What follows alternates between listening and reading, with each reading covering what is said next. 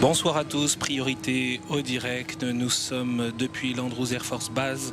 L'avion du pape François vient de se poser à 15h50 heure locale sur cette base militaire de Washington, la capitale fédérale des États-Unis. Vous le savez, avec ce 10e voyage apostolique, le pape a fait lui-même physiquement le lien, le pont entre les États-Unis et Cuba. Les deux pays ont rétabli, on s'en souvient, leurs relations diplomatiques en décembre dernier. Un dégel historique après plus d'un demi-siècle de tension, dégel pour lequel le pape François, constructeur de ponts, a personnellement œuvré. Alors vous l'entendez et vous l'avez peut-être vu déjà, les évêques sont présents et puis on entendait également quelques salutations.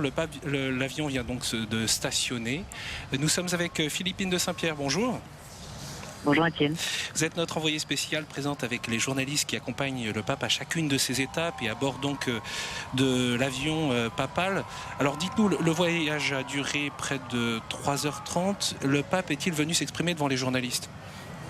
Oui, comme cela nous avait été annoncé, le moyen pour lui de consacrer cette première conférence de presse à bord de l'avion à la partie du voyage qui s'est déroulé à Cuba avant d'ouvrir une autre page, vous le disiez, de ce très grand déplacement. Donc le pape est venu tout au début du vol, il est resté une demi-heure avec les journalistes, il a répondu à cette question à la fois en espagnol et en italien, à la fois sur la question de savoir s'il allait parler de l'embargo devant le Congrès des États-Unis, et la réponse est plutôt non. Pourquoi il n'avait pas reçu des dissidents lors de son séjour à Cuba. Le pape a expliqué qu'il n'y avait pas eu d'audience ou de rencontre très particulière.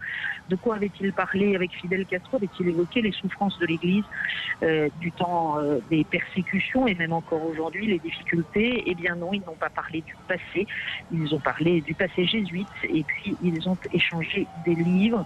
Pourquoi les critiques du pape semblent-elles plus soft contre le communisme que contre le capitalisme ? Il n'en a pas le sentiment. Pour lire ce qu'il pense, il faut lire ses encycliques. Bref, vous le voyez, d'une certaine façon, le pape François est resté très diplomate, ce qui est la manière élégante de dire qu'il a botté en touche un certain nombre des questions qui lui ont été adressées, sauf peut-être une posée par un confrère italien. On finit parfois par ne plus comprendre ce pape, et parmi les réactions que l'on lit ici et là, y compris dans des très grands médias à travers le monde, on se demande si le pape est toujours catholique ou bien si celui-ci ne serait pas communiste. Le pape a raconté une petite histoire que vous aurez l'occasion de voir, y compris sur un cardinal de ses amis auprès de qui une dame s'inquiétait qu'il fût l'antipape, et il a voulu expliquer très clairement: ce que je dis n'ajoute pas un mot à la doctrine sociale de l'Église. Ma doctrine, c'est celle de l'Église. Ce n'est pas l'Église qui me suit, c'est moi qui suis l'Église.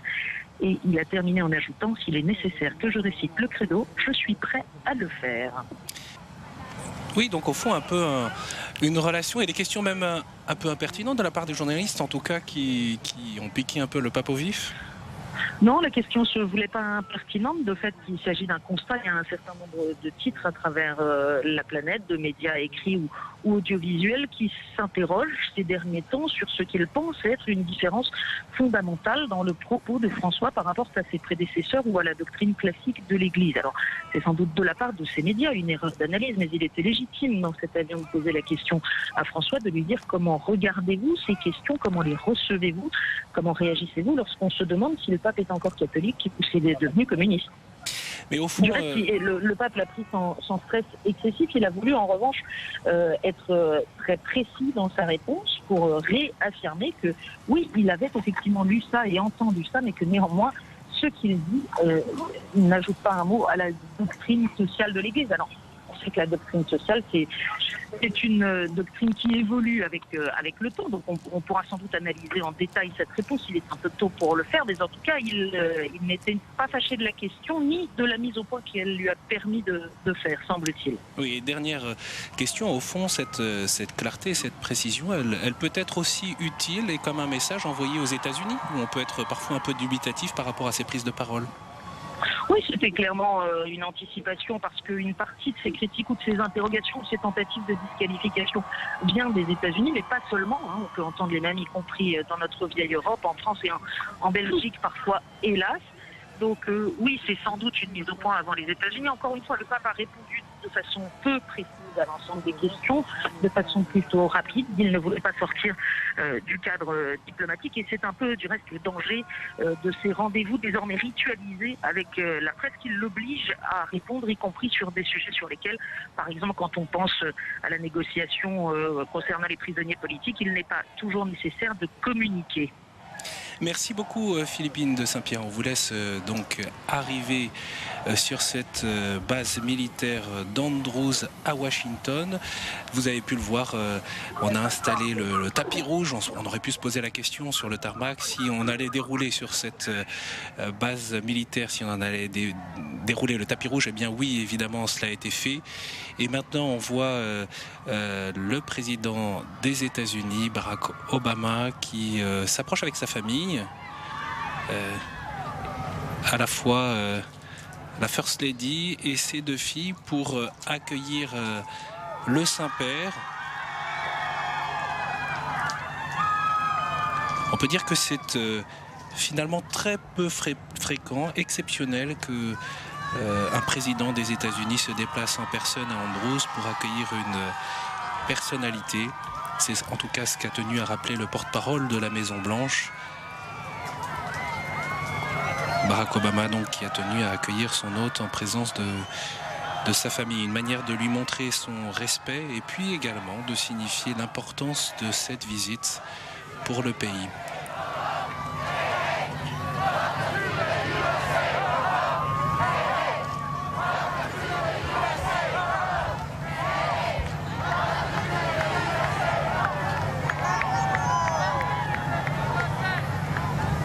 Et le long de ce tapis rouge, eh bien, ont pris place les différents évêques qui vont également accueillir le Saint-Père à la descente de l'avion. Tout à l'heure, on a aperçu le nonce apostolique aux États-Unis, Monseigneur Carlo Maria Vigano, qui est monté à bord de l'avion papal. Et voilà donc l'arrivée du pape François aux États-Unis.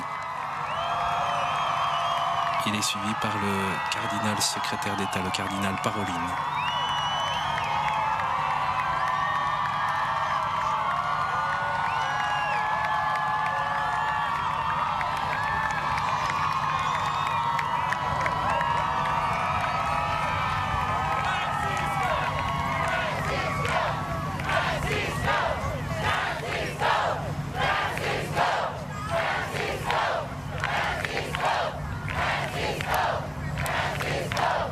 Salutations donc avec le président Obama, la First Lady.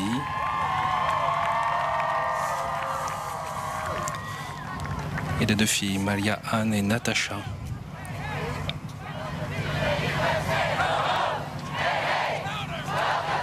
Le pape François est le 4e pape à visiter les États-Unis après Paul VI, Jean-Paul II qui est venu à plusieurs reprises et Benoît XVI en 2008. Mais c'est aussi, et il faut l'avoir en tête, la première fois que le pape François pose le pied aux États-Unis, la visite du premier pape latino-américain chez les Yankees. L'archevêque argentin, en effet, avant même son élection en 2013, lors du conclave, n'est jamais venu aux États-Unis, bien qu'appartenant au même continent américain. Le pape François qui a salué les autorités politiques et qui maintenant salue le cardinal Donald William Merle, l'archevêque de Washington, accompagné de ses auxiliaires. Le cardinal Merle qu'on va voir au cours de ces prochaines heures lors des différentes rencontres aux côtés du pape François.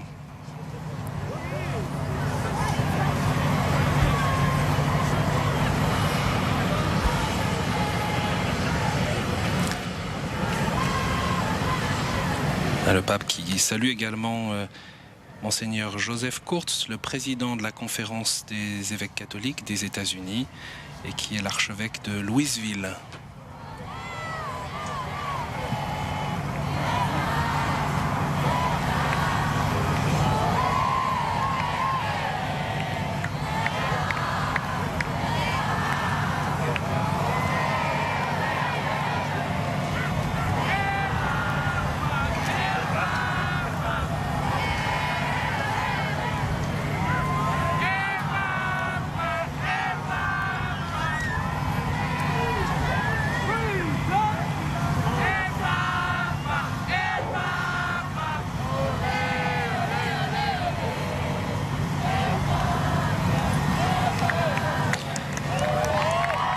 cérémonie d'accueil ici sur cette base d'Andrews à Washington. Salutations également des enfants. On entend l'enthousiasme d'un groupe de fidèles qui sont présents.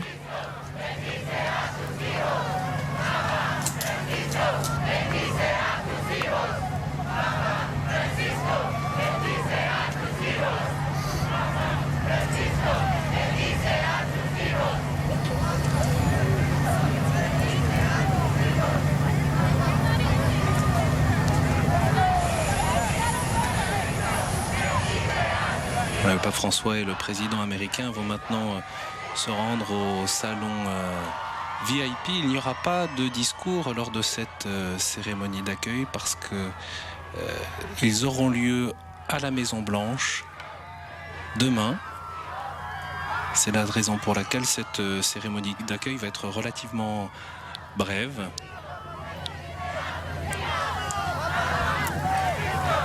Les deux hommes vont pouvoir échanger quelque temps et puis ensuite le pape François rejoindra l'Annonciature où il va résider à Washington.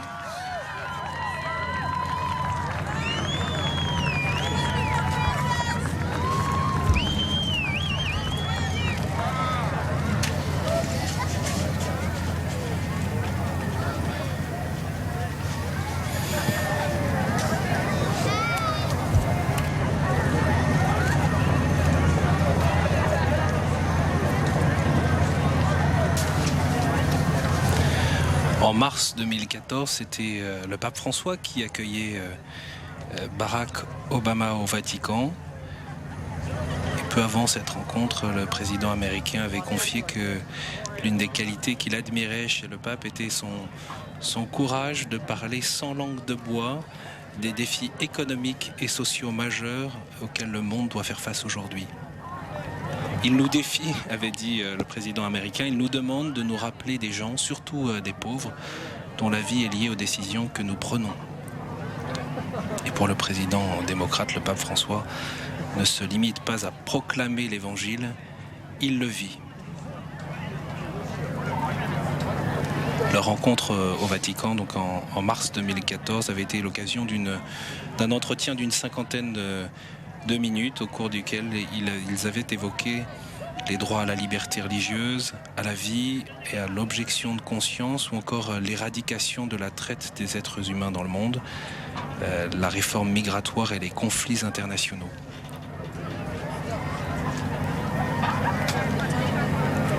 Donc le pape et le président américain qui vont échanger au début de ce voyage apostolique du pape François aux États-Unis. On voit là quelques-uns des fidèles qui ont pu accéder et accueillir le pape François à Andrews. On a pu lire que dans la presse dernièrement que 66% des Américains se disent satisfaits de cette visite pontificale. Alors les sondages valent ce qu'ils valent, mais on sait aussi que les propos répétés et exigeants quant à la nécessité de changer de système économique pour la décroissance, contre le dieu argent et la finance, lui valent aussi dans certains milieux conservateurs ou dans certains milieux économiques, à la fois incompréhension et désaccord. On en parlait tout à l'heure avec Philippine de Saint-Pierre.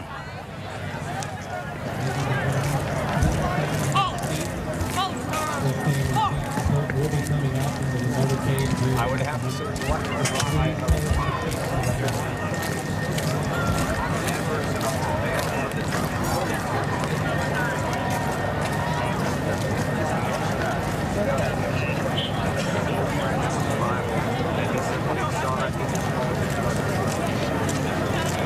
Alors on voit donc ces deux drapeaux flotter côte à côte sur cette base militaire d'Andrews à Washington, le drapeau américain et le drapeau du Saint-Siège tout proche de ce pavillon où donc le pape François et Barack Obama ont un premier échange privé.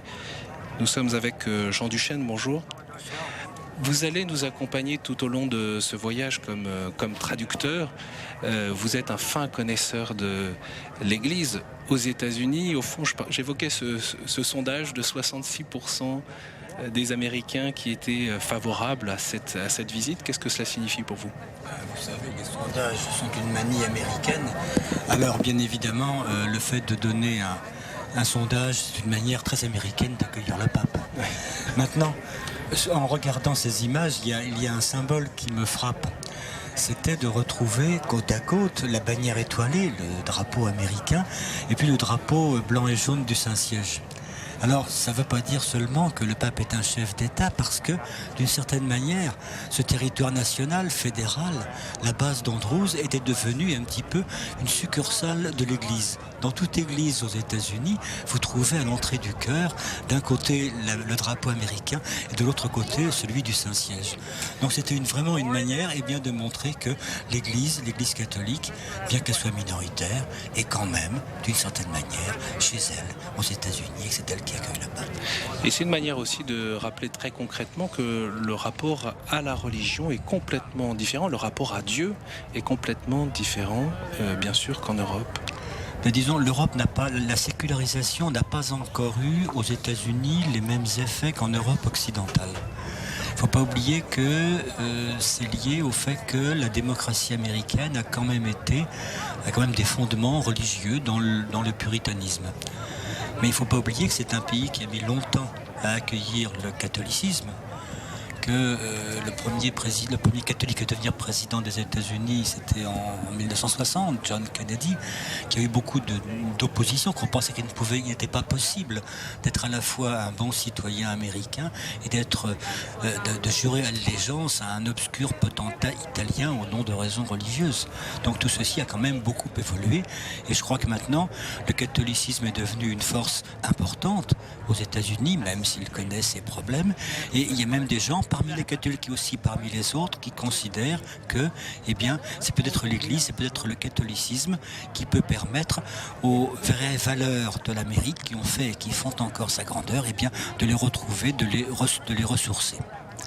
Un mot au début de ce voyage apostolique aux États-Unis, un mot sur le programme. C'est un voyage particulièrement marquant qui s'annonce avec 3 villes visitées, Washington, New York et Philadelphie. Washington, mercredi et jeudi matin, avec des étapes symboliques, bien sûr, la rencontre à la Maison-Blanche avec le président américain, j'en parlais il y a un instant, mais aussi le discours devant le Congrès américain, une première historique pour un pape, et la canonisation du bienheureux Junipero Serra, missionnaire et évangélisateur de la Californie au XVIIIe siècle.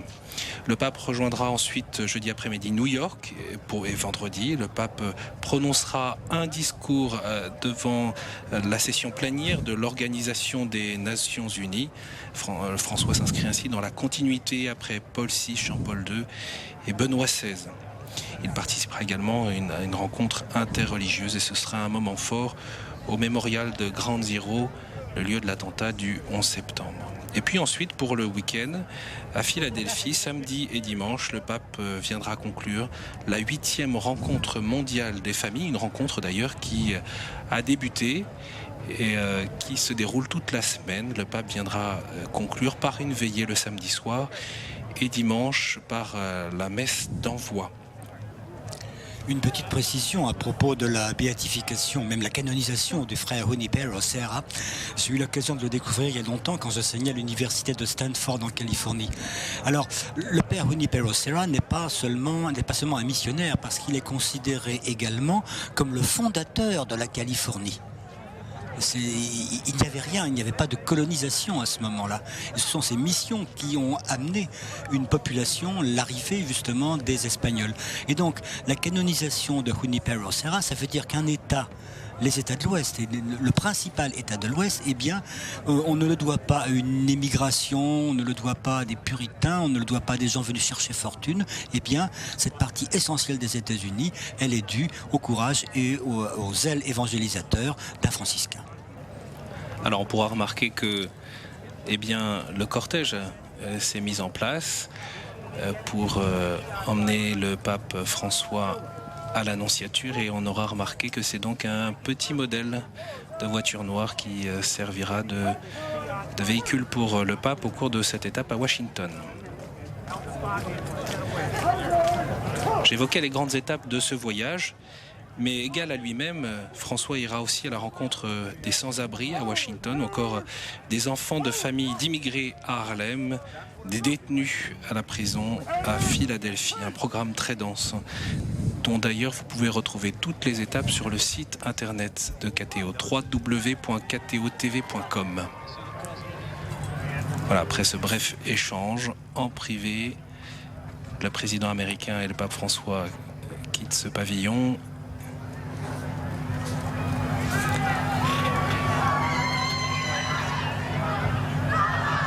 Peut-être un bref mot, Jean, sur la relation entre ces deux hommes.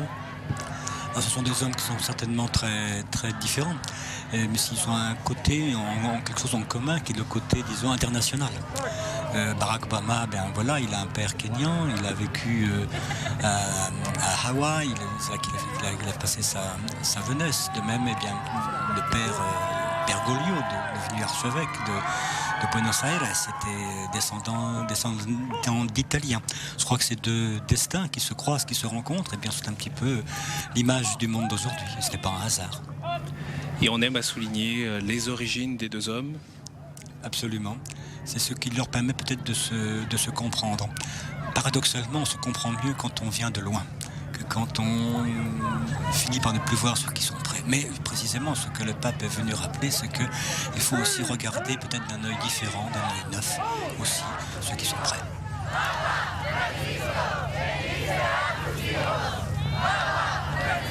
En tout cas, il y a beaucoup de sourires entre les deux hommes. Ça rappelle aussi peut-être, et on peut le dire, l'arrivée du pape Benoît XVI qui avait été accueilli très chaleureusement par le président Bush en 2012. Je crois que la grande entente entre les États-Unis et la papauté remonte, disons, aux années Reagan. Reagan et Jean-Paul II étaient deux personnages très différents et pourtant ils ont œuvré dans le même sens et l'un et l'autre en étaient conscients. Voilà donc le pape François qui a salué à l'instant le président Barack Obama et son épouse. Il les retrouvera demain pour la cérémonie de bienvenue dans les jardins de la Maison Blanche. Et bien sûr, nous suivrons cette cérémonie à partir de 15h15. Il sera 9h15, heure locale. Voilà, le pape François qui a donc rejoint cette voiture.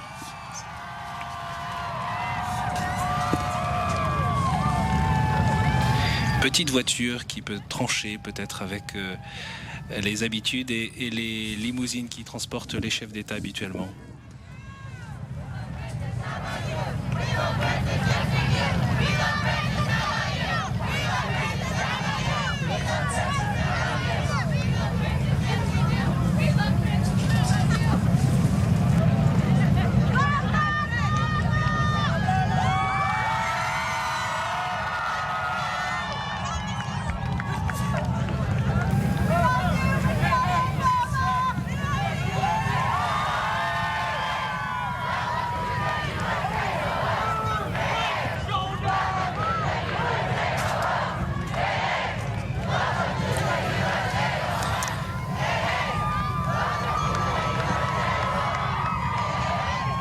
Demain, parmi les rendez-vous, rencontre de l'épiscopat américain à 17h30 à la cathédrale Saint-Matthieu de Washington, puis donc à 17h30 heure de Paris, messe et canonisation de Junipero Serra à 22h au sanctuaire national de l'Immaculée Conception.